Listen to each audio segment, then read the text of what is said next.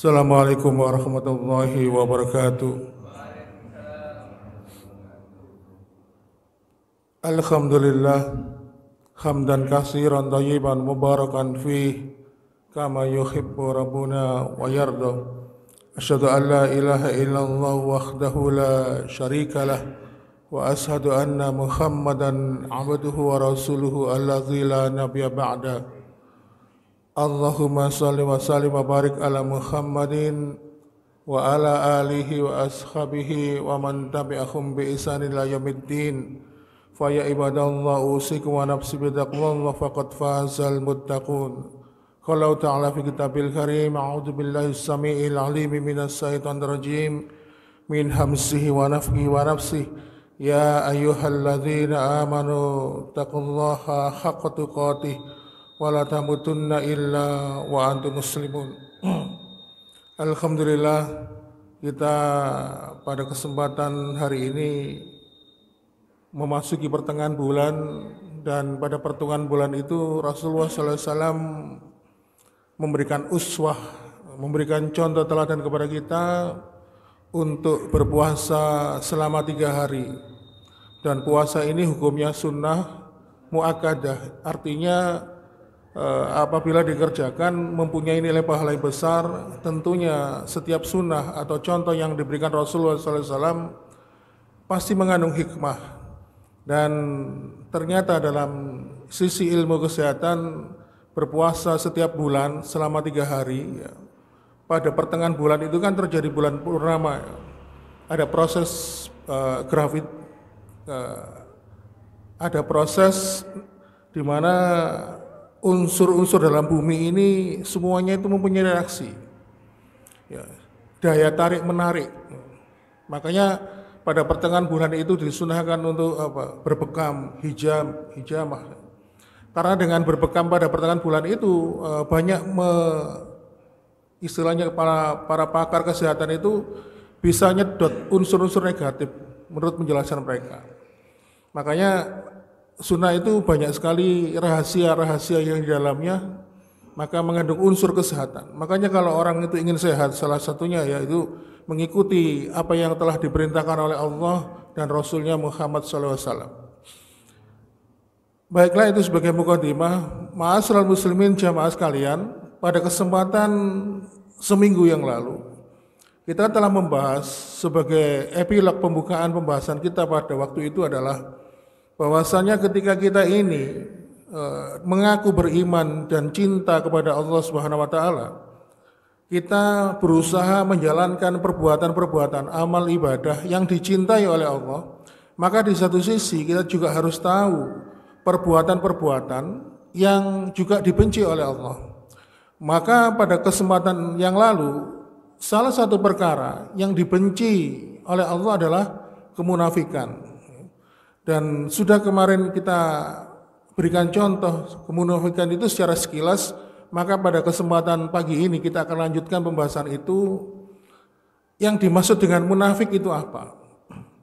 Jadi munafik itu tidak seperti yang kita bayangkan, kita pahami selama ini. Banyak orang mengatakan munafik itu antara hati dan yang disampaikan itu enggak sama. Misalnya dia ngomong, oh aku enggak mau kok, tapi hatinya mau. Oh munafik kamu, bukan begitu. Nah, pembagian munafik ini dan nifak itu beda. Kalau nifak itu perbuatannya, kalau munafik maka pelakunya. Seperti juga kalau kita ini berbicara tentang orang kafir, ya. Kalau kufur itu perbuatannya, maka kafir adalah orangnya. Jadi sebelum saya membahas lebih jauh, ini perlu saya sampaikan. Ketika kita ini sudah menyebut munafik, sudah menyebut kafir, maka itu sama dengan kita ini memvonis seseorang. Maka jangan sampai kita ini gampang memvonis seseorang itu munafik, jangan juga gampang kita ini memvonis seseorang itu kafir. Kenapa? Memvonis itu tidak boleh, harus ada kaidah-kaidah tertentu yang harus dilewati. Namanya dawabit, di mana kaidah-kaidah ini sudah ditentukan dalam menentukan seseorang itu bagaimana dalam hal memvonis. Salah satunya dia awali dengan bertanya. Makanya Allah Subhanahu wa taala ketika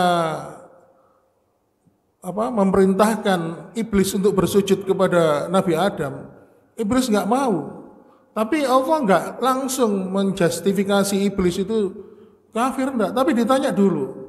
Allah tanya dulu, kenapa hai iblis? Tolong dibuka di surat ke-7 ya, Al-A'raf ayat 12 ya. Agak cepat ya. Jadi di situ Allah Subhanahu wa taala bertanya kepada iblis, kenapa kamu kok nggak mau sujud kepada Adam? Monggo. Allah berfirman, Iya. apakah yang menghalangmu sehingga kamu tidak bersujud kepada Adam? Ya, di situ Allah bertanya, loh, kenapa kamu kok nggak mau sujud kepada Adam? Qala ma mana'aka 'ala tasjuda is amartuk. Lalu apa jawaban iblis? Ketika aku menyuruhmu, iblis menjawab, aku lebih baik daripada dia.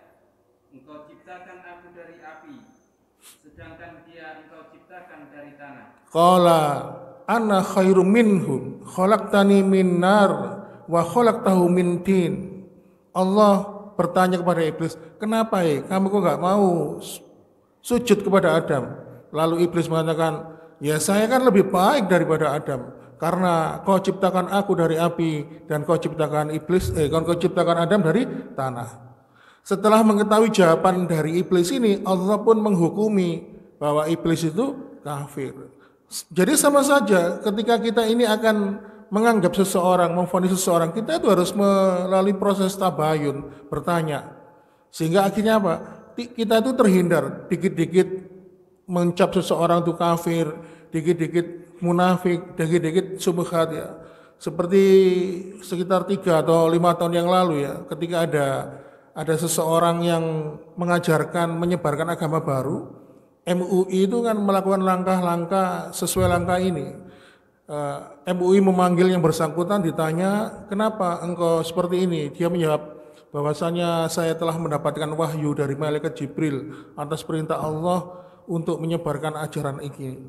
Lalu akhirnya disimpulkan bahwa oknum yang bersangkutan itu dikatakan sesat dan menyesatkan karena ajarannya di dalam Islam, dalam akidah Islam, bahwa tidak ada nabi setelah Nabi Muhammad SAW.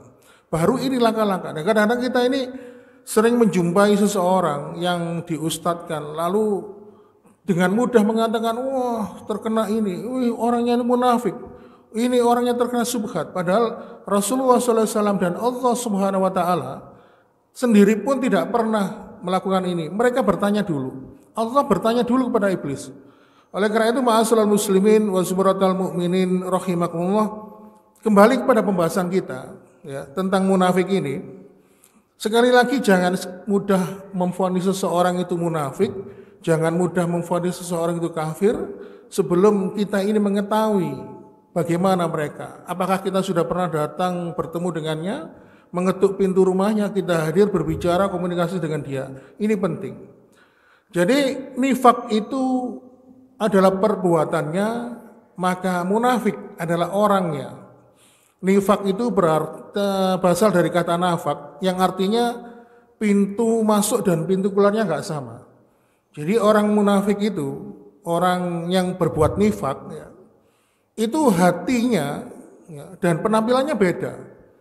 Jadi jangan dikira orang munafik itu ya seperti ini penampilannya, seperti orang beriman. Mereka itu berislam, mereka juga beribadah kepada Allah Subhanahu Wa Taala. Ya. Penampilannya Islami, tetapi di dalam hatinya beda dengan apa yang ditampakkan. Oleh karena itu, ma'asyiral muslimin, secara zahir orang munafik itu ya seperti kita ini, pakai kopiah, pakai baju koko, bersarung ya. Kemudian mereka juga ikut sholat, ya. Sholat berjamaah, kadang ikut ngaji berjamaah dan juga. Tetapi beda sholatnya orang munafik dan orang yang beriman. Sebagaimana ketika Allah Subhanahu Wa Taala menerangkan di surat An-Nisa, mohon dibantu, ayat 142, surat keempat ayat 142. Bagaimanakah orang-orang munafik itu? Mereka itu juga ikut sholat berjamaah, tetapi sifat sholat itu mereka beda dengan orang-orang beriman. Monggo. Sesungguhnya orang munafik itu hendak menipu Allah, tetapi Allah lah yang menipu mereka. Apabila mereka berdiri untuk sholat, mereka lakukan dengan malas. Mereka bermaksud riya, ingin dipuji di hadapan manusia, dan mereka tidak mengingat Allah kecuali sedikit sekali. Jadi innal munafikina yukhadi'una Allah wa huwa khadi'uhum. Sesungguhnya orang munafik itu hendak menipu Allah. Kemudian wa idza qamu ila sholati qamu kusala yura'unan nas wala yadhkurunallaha illa qalila. Tetapi mereka itu sholatnya itu dengan malas. Mereka ingin menampakkan agar mereka itu tampak seperti orang yang sholat, tetapi hatinya ingin dipuji oleh orang lain. Dia tidak tendensinya bukan kepada Allah, tetapi tendensi kepada manusia. Dan mereka tidak mengingat Allah kecuali sedikit. Jadi orang munafik itu juga sholat, ikut berjamaah. Nah, kenapa kok demikian? Karena mereka ini beda. Yang ditampakkan secara zahir dengan yang di dalam hatinya itu beda. Oleh karena itu, di zaman Nabi, orang munafik itu juga sholat bersama Nabi, bermakmum di belakang Rasulullah SAW. Kemudian orang munafik dulu itu zaman Nabi itu juga ikut bangun masjid, Pak. Namanya Masjid Diror. Di mana Masjid Diror ini, kata Allah Subhanahu Wa Taala, sampai melarang Rasulullah SAW untuk berdiri sholat di Masjid Diror. Kenapa? Masjid Diror itu dibangun bukan karena atas dasar takwa. Jadi diriwayatkan ada sekitar 12 orang ya dari golongan orang-orang munafik.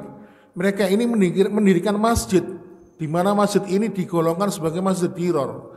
Tujuannya apa? Untuk memecah belah umat Islam waktu itu. Bahkan dalam sebuah riwayat disebutkan di Masjid Diror ini nanti ketika Rasulullah SAW akan sholat di situ, mereka akan berencana untuk membunuh Rasulullah SAW.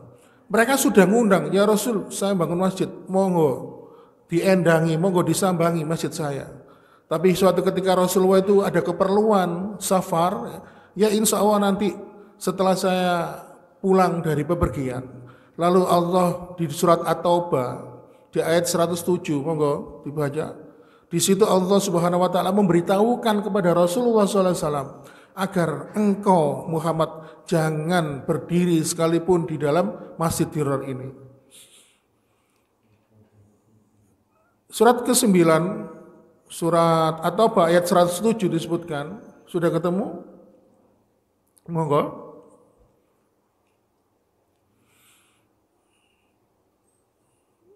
Dan di antara orang-orang munafik itu ada yang mendirikan masjid untuk menimbulkan bencana pada orang-orang yang beriman. Stop. Jadi di antara orang-orang munafik itu ada yang ingin mendirikan masjid untuk meninggalkan, untuk bertujuan apa? Menimbulkan bencana, menimbulkan perpecahan. Jadi orang-orang munafik dulu itu ya bangun masjid seperti kita. Cuman masjid yang mereka bangun itu bukan karena dasar takwa, tetapi karena kebencian mereka terhadap syariat yang telah Allah tetapkan. Oleh karena itu Allah akhirnya dalam surat At-Taubah ayat 107 ini memerintahkan kepada Rasulullah Muhammad SAW untuk menghancurkan masjid itu. Akhirnya masjid itu dibakar dan dihancurkan, dan akhirnya menetapkan berjamaah sholat pada waktu itu di Masjid Quba. Di mana Masjid Quba itu masjid yang dibangun atas dasar takwa. Jadi orang munafik itu penampilannya tidak sangar, tidak gondrong, tidak bertato, pokoknya orangnya alim, seperti orang alim seperti kita. Nah, orang munafik itu pakai kopiah, pakai sarung ya. Bahkan di antara mereka itu bergelar pendidikannya tinggi, kuliah di luar negeri ya, bergelar profesor, ada yang juga dokter dan sebagainya. Tetapi mereka menyimpan kejahatan mereka, di dalam hati mereka itu ada kemunafikan, di dalam pikiran mereka. Oleh karena itu orang munafik di zaman dulu lebih parah dibanding sekarang. Kalau sekarang ini kan beda. Kalau dulu tuh orang munafik sholat di belakang Rasulullah, seperti yang sudah saya ceritakan kemarin, Abdullah bin Ubay bin Salul. Abdullah bin Ubay bin Salul ini bukan orang sembarangan loh. Ketika dia mampu diterima oleh suku Khazraj ya, dan suku Aus, akhirnya kedua suku ini sepakat mengangkat Abdullah bin Ubay bin Salul ini sebagai pemimpin mereka di kota Yasrib, di mana kota Yasrib itu belum berubah menjadi nama Madinah. Ya. Dia sempat digadang-gadang menjadi pemimpin. Nah, ketika Rasulullah SAW hijrah dari Mekah menuju Yasrib, di mana akhirnya Yasrib itu berubah menjadi Madinah, akhirnya Abdullah bin Ubay bin Salul ini nggak jadi pemimpin. Akhirnya muncul kemunafikan di dalam hatinya, dia dongkol hatinya. Dan Abdullah bin Ubay bin Salul ini sholat di belakang Rasulullah, sering bahkan menjumpai sendiri bagaimana Allah menurunkan wahyu.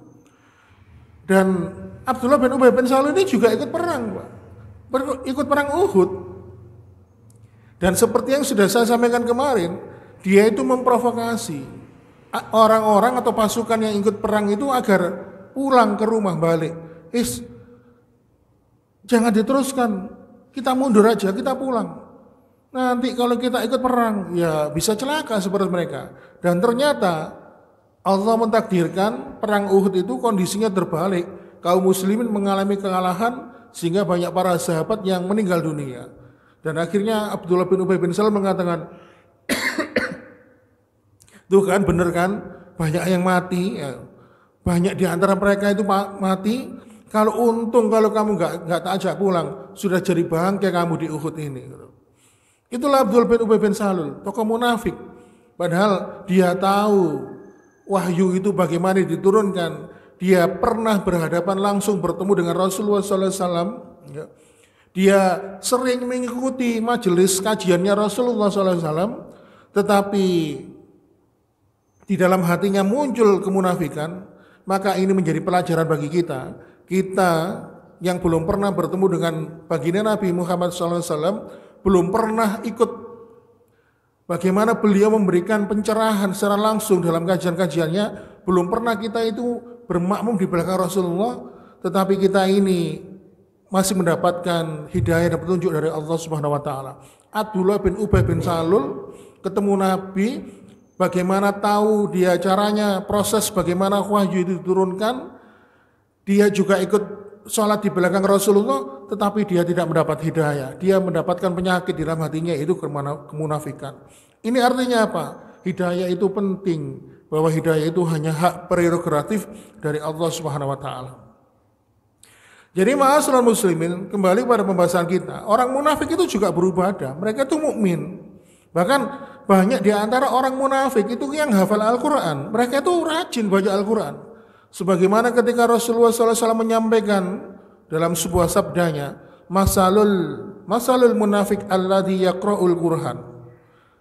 Sebagaimana ketika Rasulullah itu pernah membuat perumpamaan, permisalan orang yang munafik yang membaca Al-Qur'an. Artinya apa? Orang munafik juga membaca Al-Qur'an. Bahkan di antara mereka itu banyak yang hafal Al-Qur'an. Oleh karena itu, salah satu tanda Islam ini rusak, sebagaimana yang diriwayatkan oleh Imam Baihaqi, ketika Imam Baihaqi ini meriwayatkan sebuah percakapan antara Umar bin Khattab dan Ziyad. Hai Ziyad, apa yang bisa menyebabkan agama ini rusak? Ziyad mengatakan, aku tidak tahu wahai Amirul Mukminin. Lalu dari 3 poin itu, maka ada 1 poin yang sesuai pembahasan kita pada pagi hari ini, yaitu adalah jidalul munafik bil Quran. Orang munafik itu, Pak, suka berdebat dengan orang-orang yang berada di atas jalan kebenaran menggunakan ayat-ayat Al-Quran. Makanya banyak orang munafik itu yang hafal Al-Quran, dan orang-orang munafik itu ketika mendebat itu juga pakai Al-Quran. Contoh misalnya ketika sekitar saya masih ingat 3 tahun yang lalu ramai di media sosial tentang LGBT. Bagaimana ada wacana supaya gay, homoseksual, ya, transgender dan sebagainya diberikan ruang di negara ini, bahkan dilegalkan. Terus ada salah seorang yang kita kenal, beliau ini seorang yang berilmu, bergelar profesor dan doktor, ya. Bahkan beliau ini seorang ya pernah kuliah di mana di Arab mengatakan, loh di dalam Al-Qur'an itu gay, homo itu diakui, ada. Dan homoseksual itu adalah proses tumbuh kembang dari mana seseorang itu ketika lahir dia tumbuh dewasa. Lalu dia mendapatkan itu, berarti dia itu anugerah dari Allah. Dia diberikan ujian, diberikan sifat-sifat itu muncul dalam dirinya. Maka ketika sifat itu muncul dalam dirinya, itu adalah sebuah hak asasi. Di mana manusia ini dalam sifat dirinya adalah ada hak asasi manusia yang harus kita hormati. Lalu kenapa kok harus dilarang? Bayangkan, Pak.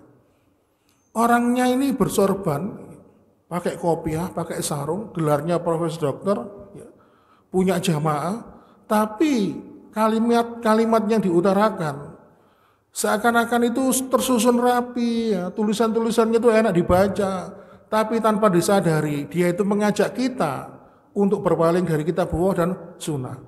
Jadi orang munafik itu menunjukkan keislamannya secara zahir, tetapi di dalam hati dan pikirannya itu bagaimana caranya mengajak kita supaya berpaling dari kitab Allah dan sunnah. Oleh karena itu ma'asyiral muslimin, Allah ini menerangkan di surat Al-Munafikun, monggo dibaca surat Al-Munafikun ayat surat ke-63. Di ayat yang keempat, agak cepat dikit, Pak. Sudah ketemu? Lewat tol ya, sini cepat, Pak. Surat ke-63, di situ Allah menyampaikan penampilan orang munafik itu bagaimana.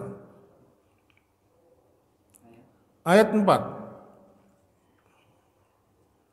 Dan apabila engkau melihat mereka, tubuh mereka mengagumkanmu, dan jika mereka berkata, engkau mendengarkan tutur katanya, mereka seakan-akan kayu yang tersandar.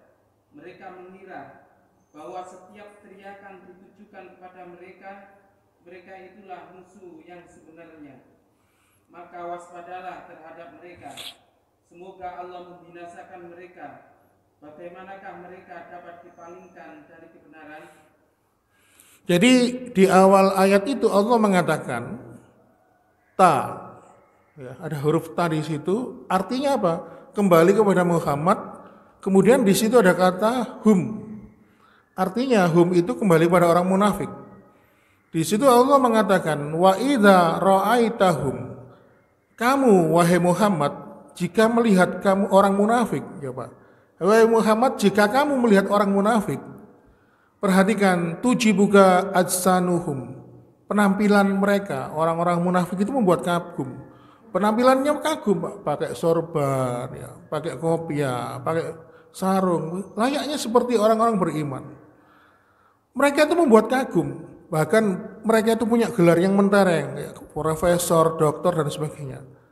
Kemudian wa iya qulu tasmali qaumihim, dan jika mereka berkata, orang-orang munafik itu seakan-akan engkau ingin mendengarkan perkataan mereka. Karena apa? Bikin penasaran. Itulah gayanya orang munafik. Orang munafik itu ngomongnya enak gitu ya, bahasanya, tutur katanya terstruktur ya. Kemudian ajakan-ajakannya itu tanpa kita sadari berusaha memalingkan pemahaman kita dari kitab Allah dan sunnah. Kemudian seperti contoh misalnya waktu itu ada ajakan untuk seruan untuk menolong agamanya Allah ya. Barang siapa yang menolong agamanya Allah ya. Maka ada ayat itu surat Muhammad ya. Nah, orang-orang munafik itu banyak menulis di koran, di media, tersebar di beberapa grup WA ya. Banyak mengatakan loh, Allah itu maha kuat. Allah itu maha kuat segala-galanya, berkuasa atas segala sesuatu. Terus kalau kita ini yakin bahwa Allah itu berkuasa atas segala sesuatu, Allah itu maha kuat. Lalu untuk apa kita menolong agamanya? Ya lebih baik kita nolong diri kita sendiri aja, ngurusi diri kita sendiri. Kan pernah kan beberapa waktu yang lalu. Bahkan saya kan kebetulan lahir era tahun 70-an ya. Saya masih ingat di pertengahan era tahun 80-an waktu Menteri Agama, kalau saya sebutkan namanya pasti jenengan tahu semua. Menteri Agama itu mengatakan begini, sesungguhnya Al-Quran itu sepertinya hukum-hukumnya itu sudah tidak sesuai dengan realitas yang sekarang di zaman ini. Maka kita perlu beberapa item hukum aturan-aturan itu tidak perlu ngikut Al-Quran. Karena sudah tidak sesuai. Bayangkan, bergelar mentereng, punya jabatan mentereng, tetapi pemahamannya yang disampaikan itu menjauhkan kita dari pemahaman kitab dan sunnah. Bahkan ada golongan orang munafik yang mengatakan, yang berusaha mengurangi kesakralan kita dalam mencintai Nabi Muhammad. Mengatakan Nabi Muhammad itu tokoh lintas agama. Nabi Muhammad itu tokoh lintas sejarah dari waktu ke waktu. Sebagaimana ketika Yesus itu bagi orang Nasrani, sebagaimana Bunda Teresia dan Napoleon Bonaparte, itu adalah tokoh lintas sejarah. Mengatakan tokoh lintas sejarah, bukan panutan orang Islam. Bayangkan. Oleh karena itu bahasanya, gaya bahasanya disampaikan yang baik. Dan di dalam surat Al-Munafikun ayat 4 ini Allah mengatakan wa iya yaqulu tasma liqauhim. Dan mereka berkata, engkau seakan-akan ingin mendengarkan tutur kata mereka. Lalu diteruskan oleh Allah ka'annahum qusubum musannadah, dan mereka itu seakan-akan seperti kayu yang bersandar. Artinya apa? Orang-orang munafik ini biasanya orang yang selalu menjadi public figure, orang yang selalu muncul di tengah kita, ditokohkan. Makanya orang ini selalu menjaga penampilannya, Pak.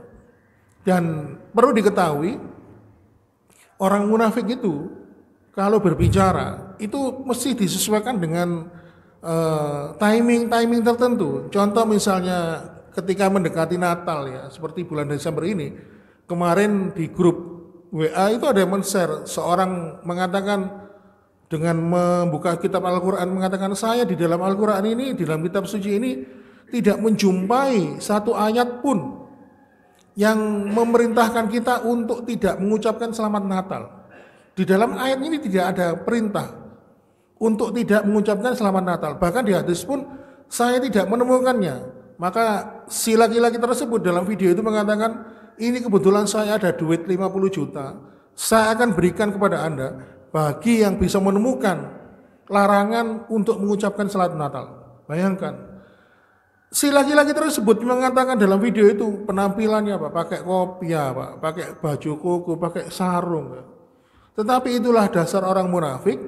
Mereka itu perkataannya dan apa yang diucapkan intinya satu, mengajak kita untuk kembali memalingkan diri kita dari kitab dan sunnah.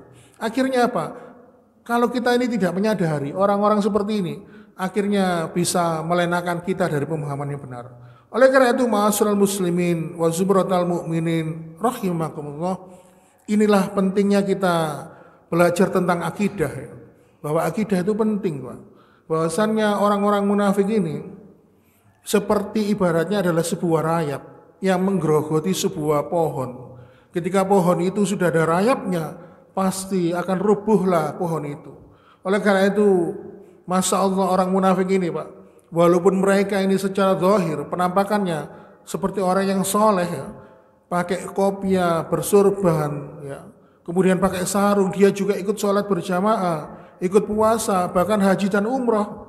Tetapi orang-orang seperti ini, kata orang Jawa, muspro, tidak ada apa-apanya, hilang semua amal ibadahnya di hadapan Allah Subhanahu wa taala. Dan kemunafikan ini secara garis besar itu dibagi menjadi dua, yaitu munafik yang tidak mengeluarkan seseorang itu dalam Islam, dan munafik yang jenis kedua adalah munafik itikad, munafik di dalam keyakinan yang bisa mengeluarkan pelakunya dari Islam. Tetapi karena pembahasan kita ini dibatasi oleh waktu, maka pada kesempatan hari ini kita cukupkan, dan pada kesempatan yang akan datang akan kita lanjutkan. Mudah-mudahan kita dapat dipersuakan kembali oleh Allah Subhanahu wa taala. Demikian yang dapat kami sampaikan. Wassalamualaikum warahmatullahi wabarakatuh.